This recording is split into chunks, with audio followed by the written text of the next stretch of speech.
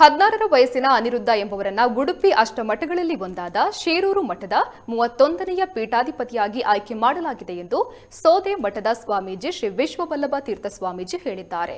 ಇವರು ಹಿರಿಯಡ್ಕ ಬಳಿಯ ಶೀರೂರು ಮೂಲಮಠದಲ್ಲಿ ಸುದ್ದಿಗೋಷ್ಠಿಯಲ್ಲಿ ಮಾತನಾಡಿ, ಸನ್ಯಾಸ ದೀಕ್ಷೆ, ವೇದಾಂತ ಸಾಮ್ರಾಜ್ಯದ ಪಟ್ಟಾಭಿಷೇಕಕ್ಕೆ ಸಂಬಂಧಿಸಿ ವಿವಿಧ ಧಾರ್ಮಿಕ ವಿಧಿವಿಧಾನಗಳು ಶಿರಸಿ ಬಳಿಯ ಸೂದಾದಲ್ಲಿ ಮೇ 11ರಂದು ಆರಂಭಗೊಳ್ಳಲಿದ್ದು, ಮೇ 14ರಂದು ದೀಕ್ಷೆ ಪಟ್ಟಾಭಿಷೇಕ ನಡೆಯಲಿದೆ ಎಂದು ತಿಳಿಸಿದರು. ಮೂಲತಃ ಧರ್ಮಸ್ಥಳದ ಪ್ರಸ್ತುತ ಉಡುಪಿಯಲ್ಲಿ ವಾಸ್ತವ್ಯ ಹೊಂದಿರುವ ಉದಯ ಸರಳತ್ತಾಯ ಮತ್ತು ಶ್ರೀ ವಿದ್ಯಾ ದಂಪತಿಗಳ ಪುತ್ರರಾಗಿರುವ ಅನಿರುದ್ಧ ತನ್ನ 10ನೆಯ ತರಗತಿಯ ವಿದ್ಯಾಭ್ಯಾಸವನ್ನು ಪೂರೈಸಿದ್ದಾರೆ. ಅನಿರುದ್ಧ ಕಿರಿಯ ವಯಸ್ಸಿನಿಂದಲೂ ದೇವರ ಹಾಗೂ ಧಾರ್ಮಿಕ ಚಟುವಟಿಕೆಗಳಲ್ಲಿ ಆಸಕ್ತಿ ಉಳ್ಳವರಾಗಿದ್ದರು. ತಾನೇ ಸ್ವತಃ ಶೀರೂರು ಮಠಕ್ಕೆ ಯತಿಯಾಗಿ ತೆರಳುವೆನೆಂದು ತನ್ನ ಅಭಿಪ್ರಾಯವನ್ನು ತನ್ನ ತಂದೆಯ ಬಳಿ ವ್ಯಕ್ತಪಡಿಸಿದ್ದಾರೆ.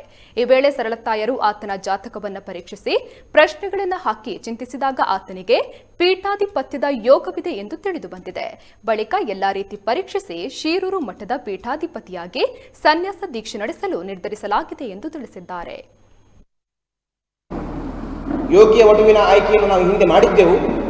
ಆ ವಟುವಿನ ಪರಿಚಯವನ್ನು ನಾವು ಇವತ್ತು ಈ ಒಂದು ಪರ್ವಕಾಲದಲ್ಲಿ ನಾವು ಎಲ್ರಿಗೂ ಮಾಡಿಸಬೇಕು ಅಂತ ಈ ಪತ್ರಿಕಾಗೋಷ್ಠಿಯನ್ನು ಕರೆದಿದ್ದೇವೆ. ಪ್ರಸಿದ್ಧ ವಿದ್ವಾಂಸರಾಗಿರತಕ್ಕಂತಹ ಉದಯಕುಮಾರ ಸರಳತ್ತಾಯರು ನಮ್ಮ ಮಠದವರೇ.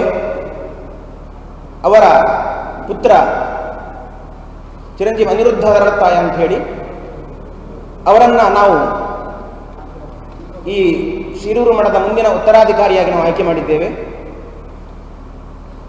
ಈಗಾಗಲೇ ಅವರು ಈ ಲೌಕಿಕ ಶಿಕ್ಷಣವನ್ನು ಕೂಡ ಪಡೆದಿದ್ದಾರೆ, 10ನೇ ತರಗತಿಯವರೆಗೆ ಓದಿದ್ದಾರೆ.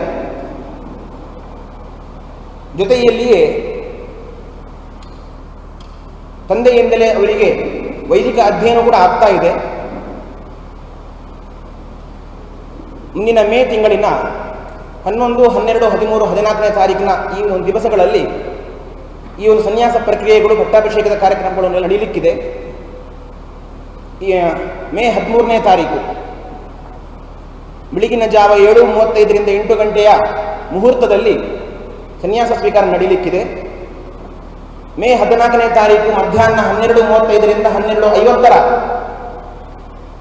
ಮುಹೂರ್ತದಲ್ಲಿ ಪಟ್ಟಾಭಿಷೇಕ ಕಾರ್ಯಕ್ರಮ ನಡೆಯಲಿಕ್ಕಿದೆ. ಮುಂದಿನ ಶೀರೂರು ಮಠದ ಪರಂಪರೆಯನ್ನು ಬೆಳೆಸುವವರು ಅವರು, ದೇವರವರಿಗೆ ಉಜ್ವಲವಾದ ಭವಿಷ್ಯವನ್ನು ನೀಡಲಿ ಅಂತೇಳಿ ನಾವು ಕೃಷ್ಣಮುಖಿ ಪುರಾಣ ದೇವರು ವಿಶೇಷವಾಗಿ ಪ್ರಾರ್ಥಿಸ್ತೇವೆ.